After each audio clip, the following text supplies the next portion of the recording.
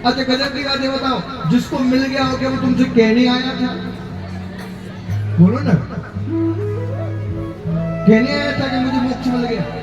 जिसको मिल गया वो कहने नहीं आया, जिसको मिला नहीं वो कह रहा है, इसका मतलब कहीं ना कहीं रॉन्ग नंबर है।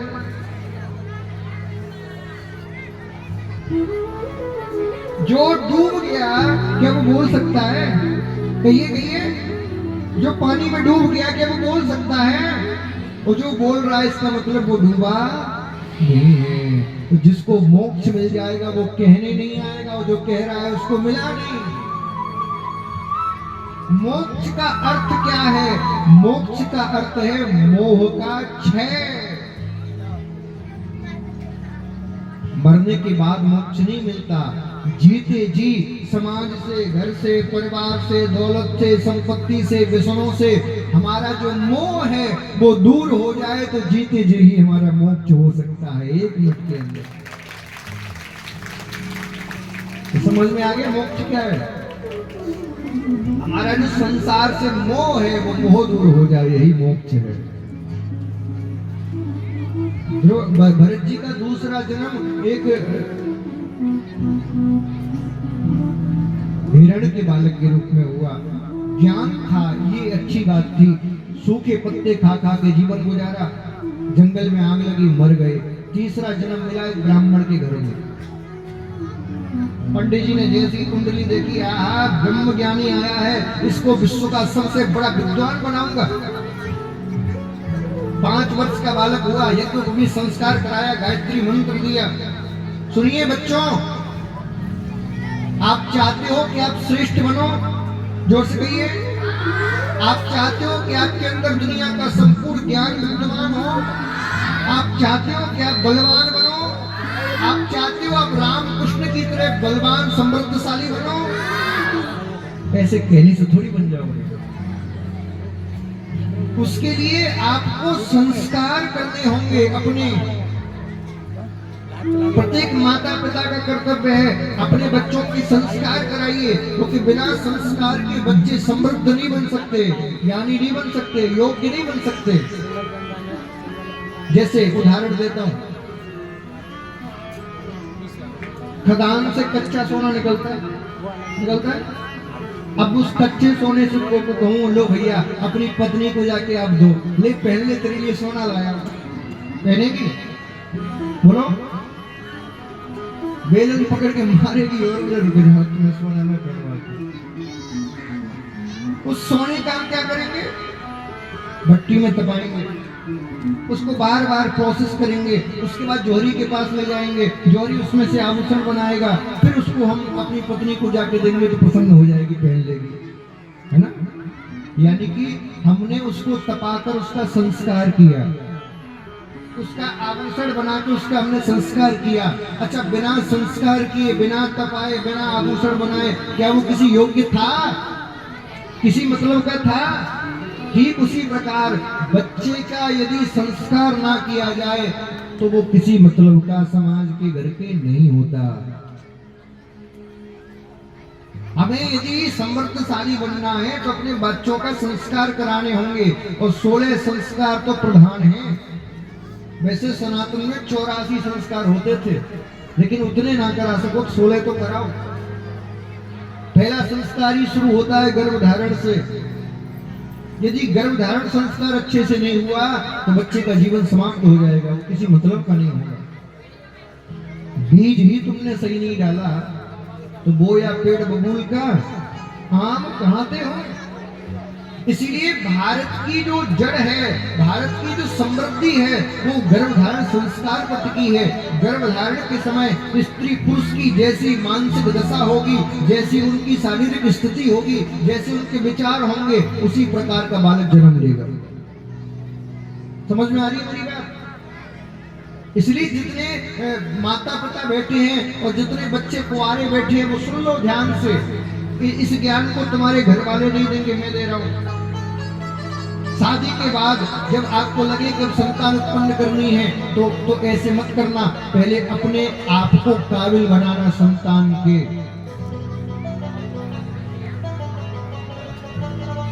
राम जी ने 14 वर्ष वन में रह के तप किया, उसके बाद लोग खुश हुए।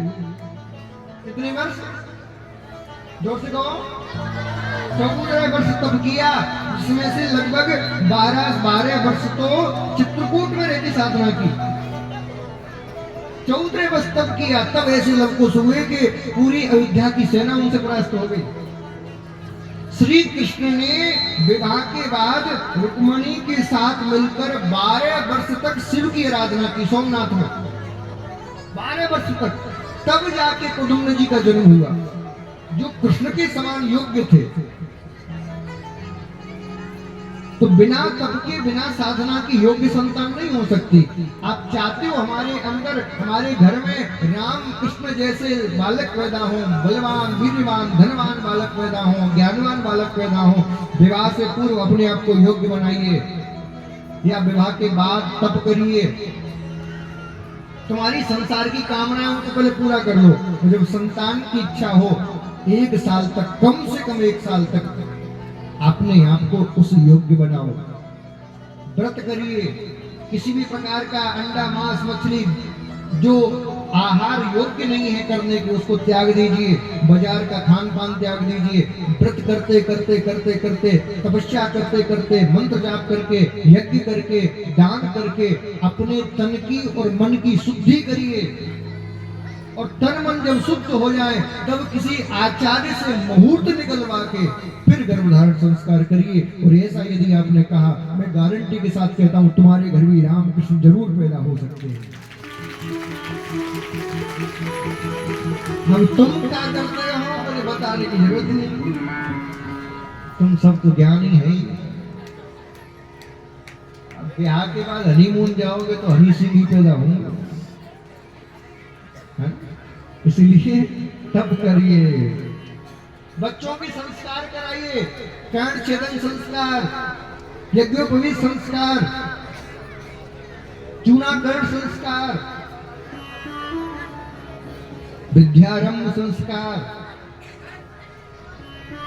यदि संस्कार नहीं कराओगे तो वो ज्ञानी नहीं बनेंगे। हमारी सनातन में पद्धति है, प्रत्येक बालक बालिका के कर्ण छेदन संस्कार किया जाता है। और शास्त्र में लिखा है, प्रत्येक बालक और बालिका को, यानी कि स्त्री पुरुष दोनों को, कानों में बड़े बड़े कुंडल पहनने चाहिए। क्या पहनने चाहिए? जोर से कहो। आदमियों की छोड़ो, तो औरतों को पहनने में शर्म आती है। बड़े बड़े कुंडल, और वो भी या तो सोने के हो, या चांदी के हो, या पीतल के हो, या तांबे के हो, प्लास्टिक वाले नहीं। उसके पीछे का विज्ञान है। हमारे कान के पास में मस्तिष्क की नस होती है। जब इस नस पर कुंडल जब पहनोगे तो नस पर दबाव पड़ेगा, जब चलोगे तो कुंडल हलेगा, नस पर दबाव पड़ेगा, और जब नस पर दबाव पड़ेगा तो हमारी रक्त संचारिकाओं का प्रभाव बढ़ जाएगा और हमारा मस्तिष्क तेज हो जाएगा, बुद्धि तीव्र हो जाएगी। इसलिए कुंडल पहनाने का विचार कर। बताओ, किसी भगवान को बिना कुंडल के देखा है? बोलो। किसी बड़े राजा महाराजा को बिना कुंडल के देखा है? फिर कभी सोचा कि जब ये सब पहनते तो हम क्यों नहीं पहन रहे? इसीलिए हमारी बुद्धि मंद है, मंदमती।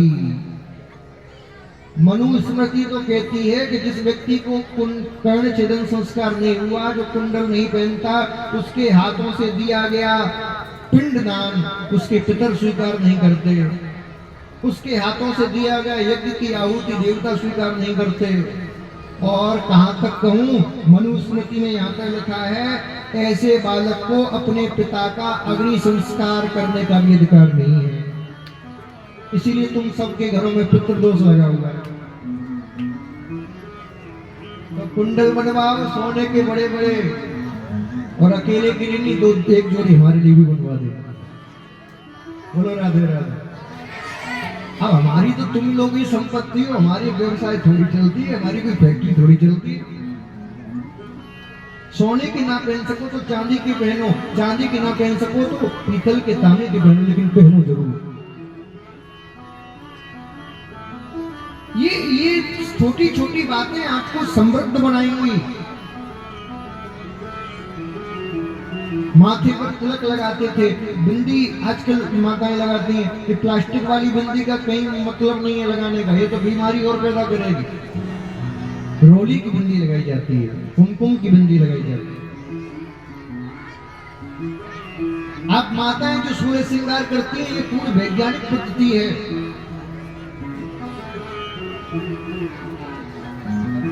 मांग में सिंदूर क्यों भरते हैं, चूड़ी क्यों पहनते हैं, पाजेब क्यों पहनते हैं, ये पूरा वैज्ञानिक सिद्धांत है सनातन का। हम इसको समझते नहीं, इसलिए इसको अपने बच्चों को नहीं समझाते और वो धीरे धीरे परंपराएं विलुप्त हो जाती हैं। आज शहरों में देखिए, मांग भरने में शर्म आती है लोगों को, इसीलिए ज्यादातर शहर में माताओं को माइग्रेन की समस्या है। बताओ माताएं मांग क्यों भरते हैं? कहो कहो कहो, पति की लंबी आयु के लिए महाराज, है ना, है ना।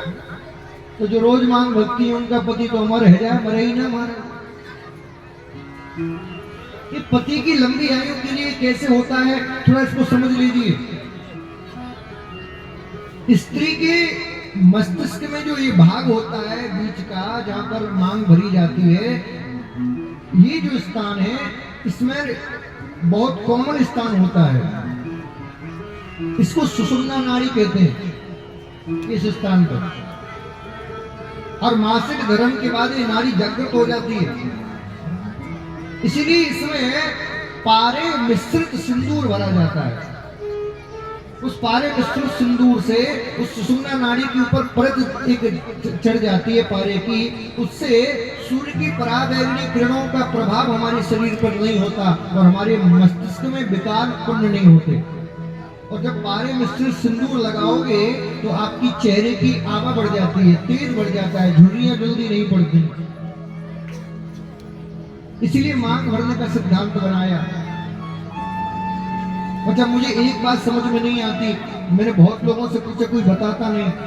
सब जगह यहाँ से मांग भरते हैं, तुम्हारे बिहार में यहाँ से क्यों भरते हैं, ये समझ में नहीं आया। देखो मुझे पता नहीं है, किसी को